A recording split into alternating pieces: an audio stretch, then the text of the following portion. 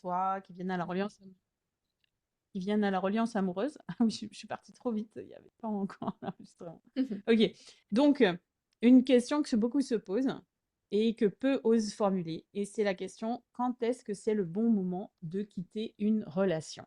Donc, quand est-ce que je reste, quand est-ce que je pars, en fait? Ouais. Alors, oui, sujet hyper intéressant et que j'ai envie aussi participatif. C'est pour ça que ceux qui nous regardent en direct ou même qui regardent en replay, j'aimerais bien que vous partagiez pour vous, ce serait quand le moment où on doit quitter une personne. Parce qu'on peut avoir plein de réponses différentes. Bien sûr, tout dépend aussi des situations, hein. Je veux dire, c'est ça Mhm. qu'on va aussi élucider aujourd'hui. Et je vous invite à vraiment mettre les questions en commentaire sur ce sujet-là si vous en avez. Parce que vous allez voir, je ne vais pas répondre que à cette question-là. Je vais aller développer un petit peu autour parce que tout dépend forcément du contexte. Mais Voilà. de manière générale, quand est-ce que c'est le bon moment de quitter une relation? Euh, la première réponse, tu vois, si je me mets moi dans cette posture de mes relations passées ou même de ce que je peux voir, tu vois, depuis 10 ans en accompagnant mes clients, c'est le bon moment, c'est quand tu sens que tu es allé au bout. Tu vois, que Mhm. tu as tout fait et que ça fonctionne plus. Alors, Mhm. Et je... c'est pas toujours évident, effectivement, de sentir là, tu vois, une des questions qui peut se poser, c'est est-ce que je me bats encore? Parce que bon, voilà, il y a beaucoup de gens aussi qui disent, bah, de personnes qui viennent et qui disent, bah, j'ai essayé plein de choses, j'ai fait des thérapies, je suis allée, euh, voilà, j'ai vu des conseillers conjugaux, par exemple, j'ai essayé des formations en ligne sur la communication, j'ai regardé toutes les vidéos YouTube sur le sujet, voilà. Et puis j'ai essayé de parler avec la personne, mon partenaire ou ma partenaire, quand est-ce que je dois encore me battre ou c'est quand que je me dis je dois lâcher l'affaire, quoi. Ouais. Alors, déjà, la question, c'est quand tu traverses la crise de couple et que ça va mal, hein, au point peut-être que il y en a un qui a énoncé une séparation ou qui a énoncé un divorce. euh, la première chose, déjà, c'est de se poser la question, est-ce que j'ai déjà mis des choses en place? Parce que tu as des personnes, euh, la crise est là, mais il n'y a rien qui est mis en place fondamentalement pour que les choses bougent. Et d'ailleurs, ça, c'est une erreur aussi, c'est de se dire, je vais attendre que ça passe.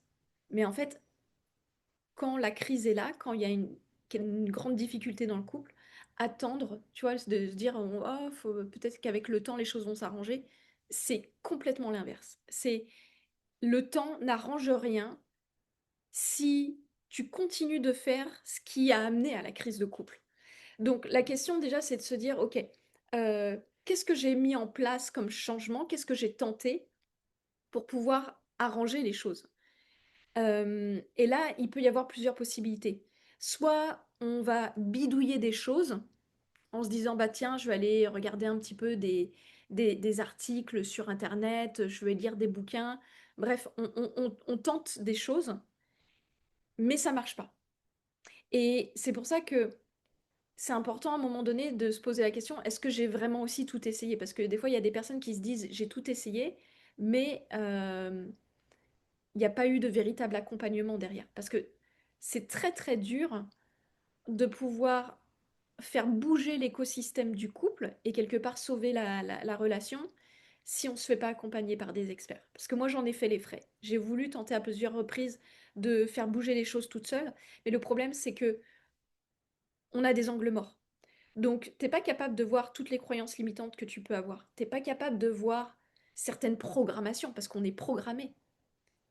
On est programmé durant notre enfance par nos parents, notre environnement, mais même on peut aussi hériter de certains programmes transgénérationnels. Donc, sans parler de aussi les traumatismes qu'on peut porter en nous ou les blessures. Donc, il y a tellement de choses qu'on porte en nous et qui vont être activées dans une relation amoureuse, que c'est hyper important, à un moment donné, de se faire accompagner pour voir ce qu'on n'arrive pas à voir. Parce que le problème, quand on traverse une crise, c'est que souvent, on en arrive à un point où on voit l'autre comme un ennemi. Et le problème, c'est que fondamentalement, c'est pas l'autre qui est un ennemi, mais c'est plutôt qu'est-ce qui vient activer en nous, qu'est-ce qui vient appuyer, qui fait mal. Et donc, pour moi, euh, dans l'idéal, ce serait vraiment de se dire, ok, j'ai vraiment tout essayé, et on en vient à la conclusion avec mon ou ma partenaire que on a fait le bout de chemin qu'on devait faire ensemble, et qu'aujourd'hui, le mieux pour le bonheur de chacun, c'est de pouvoir continuer séparément et qu'on se souhaite le meilleur pour la suite. Ça, c'est, on va dire, l'idéal, à la limite. Tu vois, s'il Mmh. devait y avoir séparation, l'idéal, ce serait de se dire, OK, comment on peut se séparer de manière paisible, de manière intelligente, pour juste se souhaiter le meilleur, parce qu'on c'est quand même de se dire qu'à la base, on s'est rencontrés, on s'est aimés, pourquoi on arrivait à se déchirer, tu vois. Mmh. Et Donc, c'est important d'autant plus quand il y a des enfants, quand il y a une exactement. maison, un patrimoine commun, il y a quand même des choses qui sont importantes, à mettre en place pour que justement cette séparation soit pas quelque chose qui envenime la relation et qui fasse que ça devient très très dur au fil des ans. Ouais. Donc, C'est ce que j'ai. pour moi, le moment où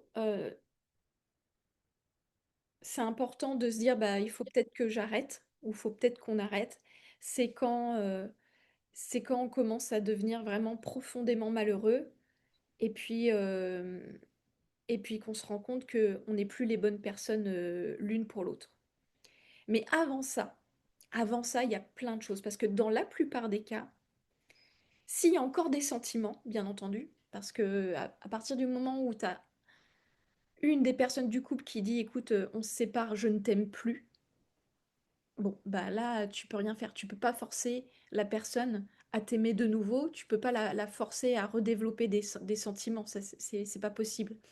Euh, donc, s'il y a encore des sentiments des deux côtés, l'idée, c'est de se dire, OK, euh, qu'est-ce qu'on peut mettre en place pour qu'on arrive à revoir la beauté de la relation, recréer une alliance, et puis surtout, aller voir qu'est-ce qui nous touche dans la relation, l'un pour l'autre. Et c'est là pour moi où les accompagnements, ils sont nécessaires, parce que il y a une chose fondamentale qu'on devrait tous savoir déjà rien que quand on rentre dans une relation amoureuse, parce qu'il y a certaines personnes qui s'imaginent que être en couple, c'est la clé du bonheur. Mais en fait, c'est pas du tout vrai. Ça on le saurait depuis le temps si être en couple, c'était la clé du bonheur, parce que dans ce cas-là, ça veut dire que toutes les personnes en couple seraient amoureuses, seraient heureuses. Et c'est pas le cas. Donc c'est de se dire, le couple est une aventure, c'est un écosystème où je choisis un partenaire qui, à un moment donné ou à un autre, va me confronter à mes ombres, va me confronter à mes blessures, va me confronter à mes traumas. Mais ça, on nous le dit pas. Tu vois, si Mhm. on reprend par exemple les Disney, ils vécurent heureux, ils eurent Mhm. beaucoup d'enfants. Mais oui. Mais tu sais, en mode, tu te maries, t'as des Et ça y enfants, est, tout va c'est bien. c'est la fin de Voilà. l'histoire.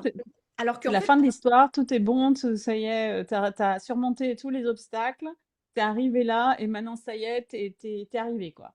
mais en fait, c'est un grand début. C'est un grand début d'une aventure qui va être mouvementée, hein. Tu pars en randonnée, tu pars avec ton sac, tu essayes de prendre des outils, mais en fait, tu te rends compte que sur la route, t'en as oublié. Et puis à un moment donné, t'as le froid, t'as les intempéries et tout, donc tu commences à être un petit peu plus frustré. Tu vas commencer à te prendre la tête avec le partenaire. C'est ça le couple, c'est une aventure. Et c'est d'avoir conscience que bien sûr, on va choisir le partenaire d'une manière rationnelle, mais ce qu'il faut savoir, c'est que inconsciemment aussi, on choisit le partenaire, ou en tout cas, on est attiré par l'autre, parce que dans l'invisible, il y a aussi des choses qui rentrent en résonance. Et ce qui rentre en résonance, souvent, c'est les blessures. Donc, Euh, je pense que ça aiderait énormément de couples déjà si tout le monde savait que rentrer en relation amoureuse avec quelqu'un, ça veut dire aussi rentrer en relation plus profonde avec soi-même et l'autre va être le miroir qui va Mhm. refléter ce que je n'arrive pas à voir en moi. Donc, il est capable de pouvoir m'aider à me déployer et rayonner, mais en soi, il peut appuyer sur des interrupteurs où ça va pas tout le temps être les petits oiseaux, les petits papillons. Ça va titiller à des endroits qui sont hyper inconfortables. Mhm. Et c'est pour ça que c'est important aussi, tu sais, de revenir sur ces fameux modèles d'attachement insécure, parce que de manière générale, je sais pas en termes de pourcentage, parce que j'ai vu des statistiques sur le net, mais Mhm. je t'avoue, Virginie, que j'y crois pas aux statistiques. Je ne crois pas du tout aux statistiques parce que ça dit que la population, il y a plus de gens qui ont des profils sécures que des gens qui ont des profils Ouais, insécures. Mais j'ai du mal à y croire. Je ne sais pas d'où se basent ces ouais. tests-là, mais pour moi, je dirais qu'il y a plus de gens qui ont un profil insécure que de profils sécures. Donc, euh, c'est vraiment important de se dire que voilà, le couple, c'est une grande aventure et il va y avoir des moments où ça va être inconfortable. Et dans les moments où l'autre va appuyer à des endroits où ça fait mal, c'est de se rappeler que l'autre n'est pas un ennemi, l'autre m'offre l'opportunité d'aller voir ce que j'ai à aller guérir en moi. Alors, Mhm. Et ça, c'est vraiment un shift ouais, c'est un identitaire, chiffre. un shift de croyance, parce que c'est vrai qu'on a tendance à se victimiser souvent, ou à rendre l'autre le bourreau, en fait. C'est-à-dire, ben, dans les deux sens, on se retrouve dans la même situation, mais c'est un peu, comme tu disais, l'autre, c'est l'ennemi, c'est lui qui est ou elle qui est responsable, c'est à cause d'elle que j'en ai pas bien. Et puis, oh, alors moi, j'essaye de faire le mieux que je peux, mais donc il y a une tendance quand même à à se retrouver dans ce triangle-là Ouais. de Cartman, en fait, hein, Mm, de, mm. et c'est vrai que ce que tu dis, c'est un shift de voir que, ben non, j'ai en moi cette responsabilité de regarder ben, ce qui se passe en fait. Qu'est-ce qui fait que je suis activée? Qu'est-ce qui fait que je me sens pas bien dans cette situation particulièrement? Qu'est-ce que ça réveille en moi d'aller chercher?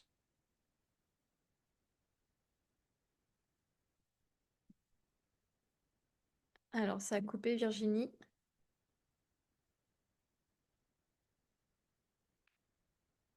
Mais ouais, c'est de voir en tout cas que ouais, ça vient activer beaucoup de choses.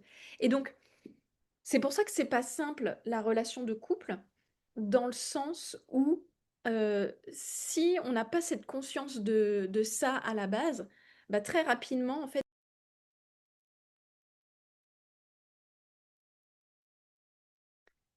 Alors, est-ce que ça fonctionne de nouveau?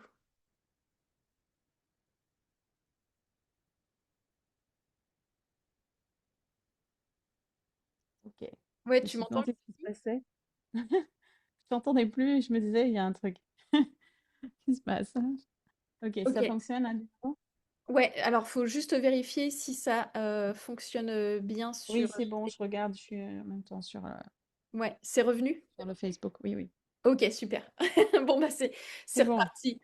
On Donc, est c'est donc, parti. Oui, donc on parlait de, d'avoir conscience de ça. Parce que la ouais. plupart la plupart des personnes n'ont pas conscience que quand on va rentrer dans la relation amoureuse, l'autre, soit il va le faire consciemment, mais en général c'est de manière inconsciente, il va appuyer à des endroits chez nous qui sont des endroits qui demandent à être vus, reconnus et guéris. C'est pour Mm, ça qu'on choisit ce partenaire-là. Et si les personnes ne sont pas conscientes de ça, à chaque fois que l'autre va appuyer sur l'interrupteur et ça va faire mal, on va commencer à voir l'autre comme un ennemi et on va rentrer dans un rapport de force, en fait. On va commencer à batailler et ça peut aller très très très loin. Mais quand on a conscience que le partenaire que l'on choisit ou la partenaire que l'on a choisi, ça n'a rien du tout à voir avec le hasard, mais ça a à voir avec le fait que cette personne-là, on l'a choisie parce qu'elle va jouer un rôle qui va nous permettre de pouvoir mettre en lumière ce qu'on a à aller guérir en nous. Là, ça change déjà Ouais, complètement le game ouais. quand tu rentres avec cette conscience-là. Mais le problème, c'est que la plupart des gens ne le savent pas.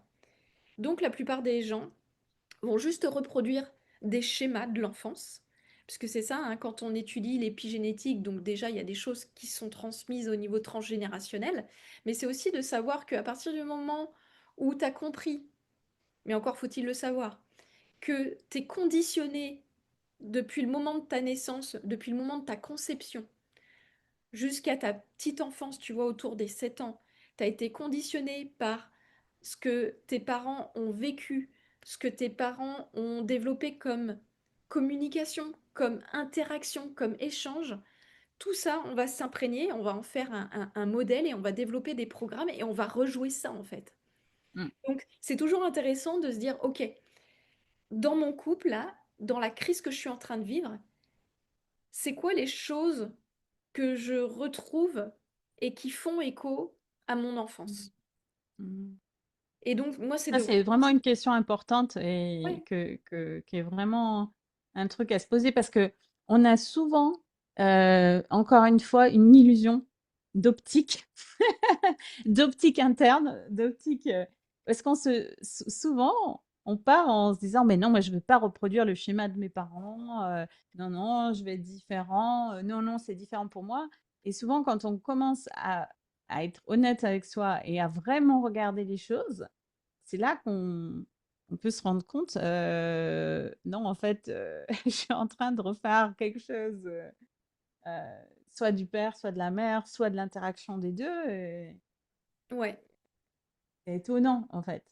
C'est étonnant le décalage souvent, le contraste qu'il y a entre ce qu'on pense qu'on fait, on pense être libre, et on se dit on veut pas reproduire des trucs et ce qu'il se passe réellement. ouais. Et c'est pour ça que, en effet, soit il y a des choses qu'on a mal vécues dans notre enfance, et en fait, parce qu'on n'a pas d'autre modèle, on va finir par le reproduire. Soit à un moment donné, comme tu dis, Virginie, on a tellement souffert d'un modèle qu'on s'est dit, mais jamais Mmh.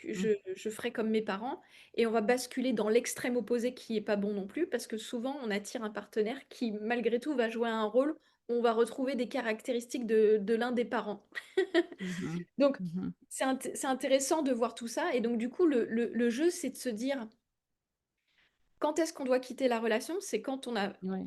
suffisamment pris de recul pour voir ces enjeux-là, pour se dire que c'est une opportunité aussi d'aller guérir, parce que quitter une relation de couple en plein cœur de la tempête et vouloir abandonner le navire trop tôt, s'il n'y a pas un travail de fond qui est fait derrière, ça va être la même chose dans la relation suivante. Parce qu'on finit toujours par choisir quelqu'un qui va appuyer là où on a besoin d'aller finir le travail pour guérir.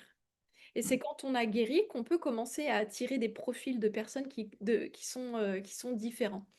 Donc c'est pour ça que le but, c'est de se dire quand est-ce que c'est le bon moment de quitter une relation pour pas non plus souffrir et nager à contre-courant. Parce que moi, j'ai déjà des personnes, des fois, que j'accompagne, où le ou la partenaire disent, mais non, en fait, c'est fini, je ne t'aime plus, je veux arrêter avec la relation. Et si on a un profil d'attachement insécure, anxieux, on va tout faire pour s'accrocher à l'autre, essayer de le convaincre, de le forcer à rester. On peut même utiliser des techniques de manipulation pour faire rester la personne qui n'a plus envie de jouer le jeu. Donc là, on ne peut pas forcer quelqu'un à nous aimer de nouveau, on ne peut pas forcer une personne à rester si la personne n'a pas envie. Mais par contre, ce qu'on peut faire, c'est faire en sorte au moins de se dire, bah tiens, euh, et si je mettais des choses en place malgré tout pour apprendre à mieux communiquer, à mieux gérer mes émotions, à guérir mes blessures, et puis faire en sorte qu'on puisse se séparer pas dans la souffrance, pas dans le drame, mais de manière suffisamment intelligente, surtout quand il y a des enfants, parce qu'après, quand il y a les enfants qui sont au milieu de certaines guerres, c'est horrible, c'est très traumatisant pour des enfants quand ils se retrouvent en pleine guerre entre les deux parents. Ça Mm. crée de sacrées séquelles, ça aussi, pour plus tard. Donc c'est vraiment de prendre en compte tout ça. Alors après, ben, si à un moment donné vous dites j'en peux plus, je me sépare, ben, séparez-vous.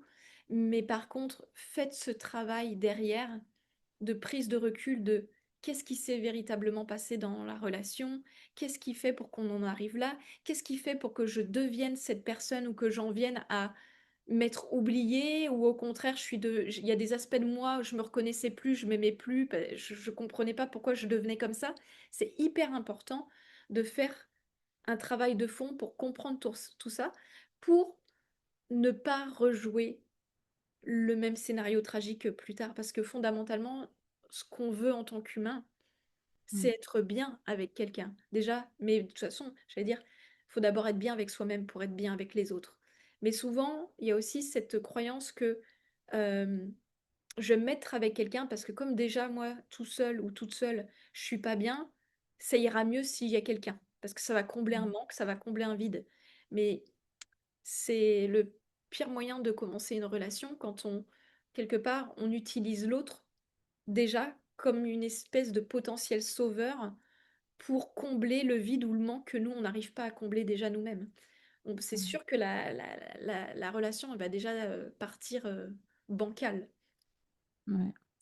Et il y a une question qui est encore là, ou peut-être on l'a déjà dit, mais c'est une façon différente peut-être d'amener les choses, parce que quand une personne se dit, mais comment savoir si c'est juste une crise euh, qui est passagère ou est-ce que c'est un vrai point de non-retour? Est-ce qu'il y a des éléments qui nous permettent de savoir ça? Fondamentalement, je pense qu'il faut faut vraiment faire l'expérience de se dire, bah, est-ce que là, ce qui s'est passé, c'est... De toute façon, je pense qu'on le sent à l'intérieur de nous, tu vois, quand tu arrives à un point de Mhm. retour, moi, dans de nombreux couples, j'ai été capable j'ai passé des crises et, euh, et je me suis rendu compte à quel point j'étais capable d'encaisser longtemps et d'essayer de mettre plein de choses en place jusqu'à ce qu'à un moment donné, il y a un truc en moi, tu vois, c'est un shift. Je suis pas capable de dire quand est-ce qu'il arrive, on ne sait jamais. Mais à un moment donné, il y a un shift où tu dis là, non, ça y est, c'est plus possible. C'est la goutte d'eau qui fait déborder le vase. Et je crois que Mhm. fondamentalement, on le sent dans nos tripes, on le sent dans notre cœur. Il y a un truc qui dit non, je suis arrivée à un stade où là, mon cœur ne pourra plus se réouvrir pour, euh, Mhm. cette personne parce qu'on est allé trop loin. Mhm. Donc, tant qu'on n'en est pas arrivé là, qu'on se dit, mais en fait, cette personne-là, bordel, je l'aime encore. Je l'aime, j'ai envie que ça fonctionne. Dans la mesure où l'autre pense la même chose, se dit, bordel, c'est dur, mais il y a encore des sentiments mutuels, bah là, il y a quelque chose à faire. Alors après, quand même, lueur d'espoir aussi, c'est de se dire que bien souvent, j'ai des personnes, tu vois, dans la reliance qui viennent à nous et qui disent, bah voilà, Aurélie, j'entame déjà le processus seul parce que mon ou ma partenaire n'a pas envie. Ça ne veut pas dire que c'est foutu. Au contraire, les choses peuvent s'arranger. C'est juste que dans la relation de couple, souvent, il y en a un qui a toujours un petit peu plus dans son réservoir pour essayer de tenter encore autre chose, alors que l'autre a tendance à se fermer. Mais c'est pas parce que l'autre est fermé que l'autre s'en fout. C'est juste que l'autre n'est pas émotionnellement en mesure de pouvoir faire quoi que ce soit dans l'instant présent. Parce qu'il y a Mhm. eu, c'est trop de cailloux qui ont été semés là dans ce réservoir d'amour, donc l'autre est fermé. L'autre, il a fermé les portes là. Mais ça ne veut pas dire qu'il ne peut pas les réouvrir. Mais par contre, si on Oui. veut qu'à un moment donné, l'autre réouvre les portes de son cœur, va falloir mettre en place quelque chose de différent. Et souvent, une des premières étapes aussi, c'est la communication. Parce que la communication, mais c'est tellement fondamental. Dans le couple, on ne se rend pas compte à quel point, la plupart du temps, quand on ouvre la bouche, on balance des pics sans s'en rendre compte. Parce que ces pics-là, en général, elles sont normalisées. Mmh. On va balancer une petite critique, un petit jugement, un petit reproche. Parce que c'est comme ça qu'on a appris qu'il fallait faire. On nous a pas appris qu'il y avait un autre modèle de communication. Du coup, on sait même pas. Des fois, j'ai des clients au début, quand ils rentrent dans la relation amoureuse, et ils disent, mais Aurélie, je sais pas comment dire les choses autrement. Et donc, tu dis, ok, ben moi, on va apprendre à dire les choses autrement, sans activateur de conflit. Parce que Mmh. si tu veux espérer que l'autre réouvre son cœur et que tu as envie qu'il apprenne à mieux t'écouter, te comprendre et te soutenir, va falloir que tu arrêtes de lui balancer des petits pics dans sa tronche à longueur de temps. Parce que sinon, à chaque fois, tu peux être sûr que il va se barricader encore plus.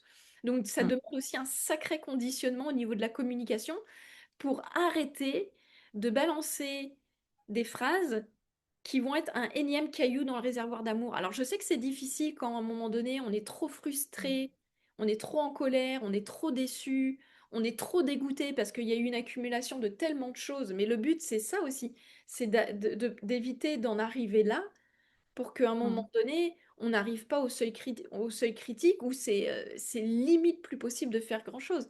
L'idée, c'est que dès qu'on sent la sonnette d'alarme, là, les premiers moments où la sonnette s'active, c'est là qu'il faut mettre des choses Ouais. en place. Parce que plus t'attends, plus ça va être dur. Ouais. Ouais, c'est clair.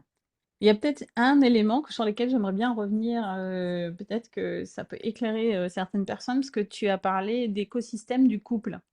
Est-ce que tu veux un petit peu expliquer ce que tu entends par là? Ouais. Ce que j'entends par là, c'est que on est deux individus à part entière dans la relation de couple. Il y a moi, il y a l'autre, mais à un moment donné, il y a la troisième entité qui est la relation. Et donc, c'est difficile de pouvoir nourrir et entretenir la relation quand déjà moi je me sens pas sécure et je suis pas bien avec moi-même. Donc c'est de se dire que euh, chaque individu sur cette planète déjà arrive avec un bagage, tu vois, un bagage culturel, un bagage relationnel, un bagage émotionnel. Et donc, on Mmh. arrive avec notre sac à dos dans une relation, et le sac à dos, souvent, il n'est pas rempli de bonnes choses, tu vois. Il y a Mmh. des bonnes choses, mais il y a aussi des trucs qu'on porte en nous, comme je te disais, qui sont des programmes limitants, des croyances limitantes, des traumas. Et l'autre arrive aussi avec ces bagages-là.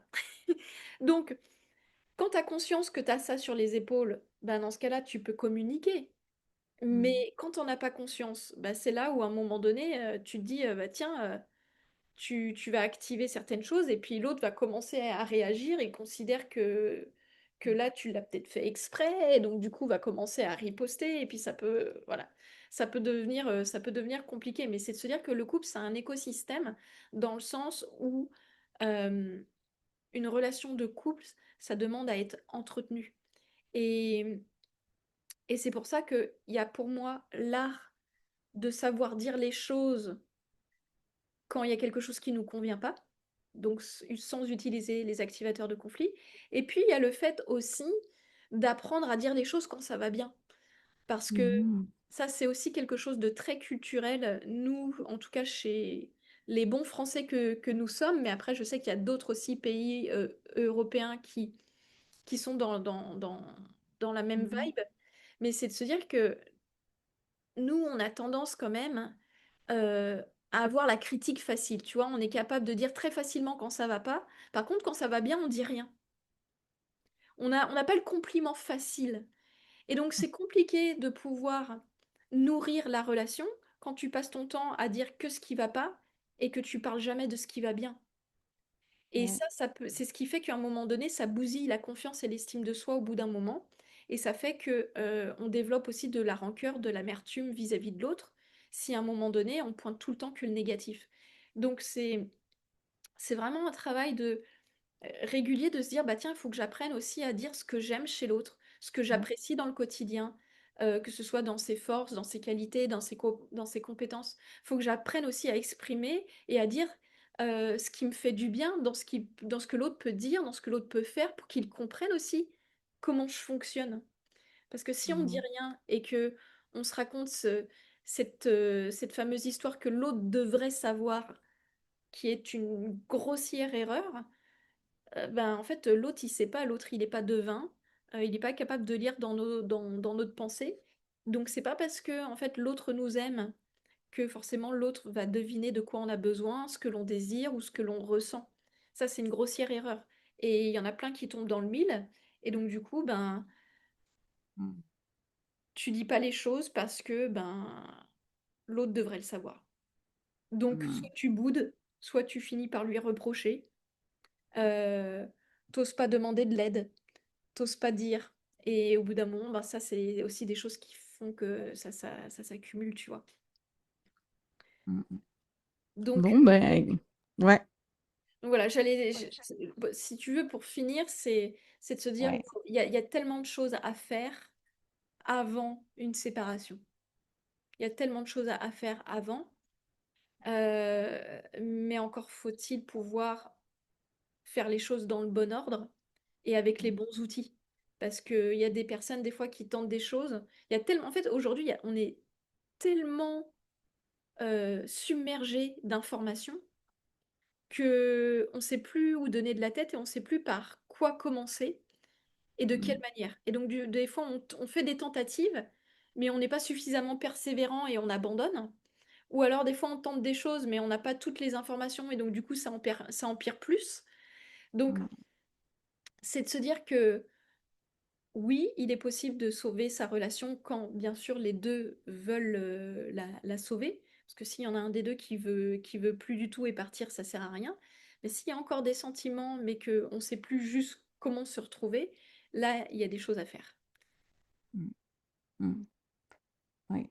OK. Donc là, c'est important de voir que finalement la vraie question, c'est pas tellement, hem c'est de pouvoir vraiment regarder en soi, en fait, hein, de retrouver cette connexion avec soi et son intuition, plutôt que de se dire, il y a une bonne manière de faire ou il y a quelque chose qu'il faut que je sache, mais c'est en fait, on le sait à l'intérieur de nous-mêmes, c'est ce que tu nous disais aujourd'hui.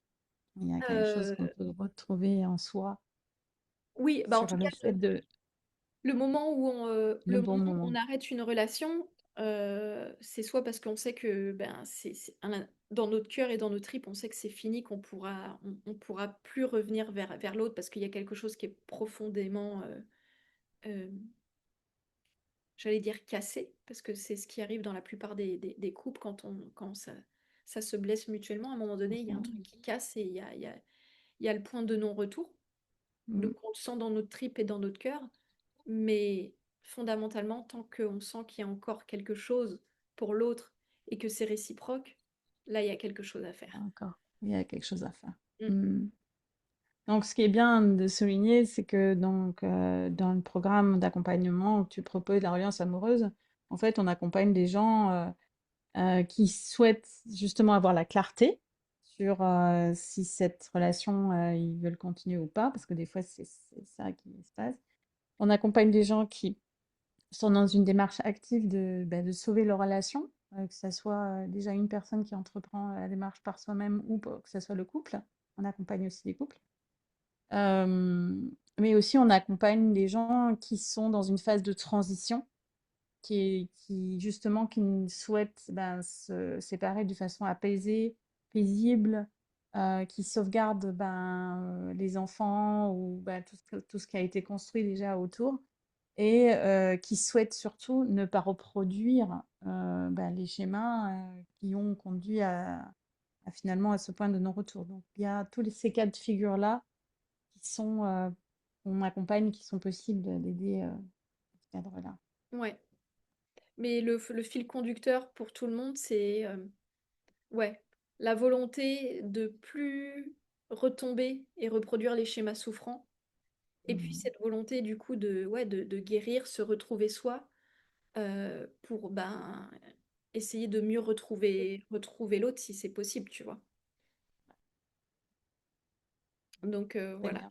Si vous avez des questions, ben, posez-les en commentaire et puis on se Voilà. fera un plaisir de vous répondre. Et puis si vous avez aussi envie d'en savoir plus aussi justement sur les piliers qui permettent de pouvoir ben, reconstruire une relation à partir des bonnes bases, vous pouvez demander l'accès à ma prochaine conférence en ligne en commentaire. Vous pouvez taper par exemple conférence et puis on vous donnera le lien pour vous inscrire à la prochaine conférence en ligne, les 4 piliers euh, pour sauver son couple sans faire 10 ans de thérapie. D'accord. Bon, très bien. Donc, on attend vos commentaires, on attend vos suggestions, vos envies, et puis n'hésitez pas à nous mettre le mot conférence si vous voulez qu'on vous envoie personnellement le lien pour que vous puissiez vous inscrire à la conférence. En tout cas, merci beaucoup Aurélie Oui. Merci à toi d'avoir Virginie. partagé tout ça avec nous. Et puis, si aussi d'aventure vous êtes là et que vous tombez sur cette vidéo, n'hésitez pas à la partager aussi avec d'autres personnes que vous pensez qui pourraient en avoir besoin. Voilà. Belle soirée à tous, à bientôt. À bientôt Aurélie, merci.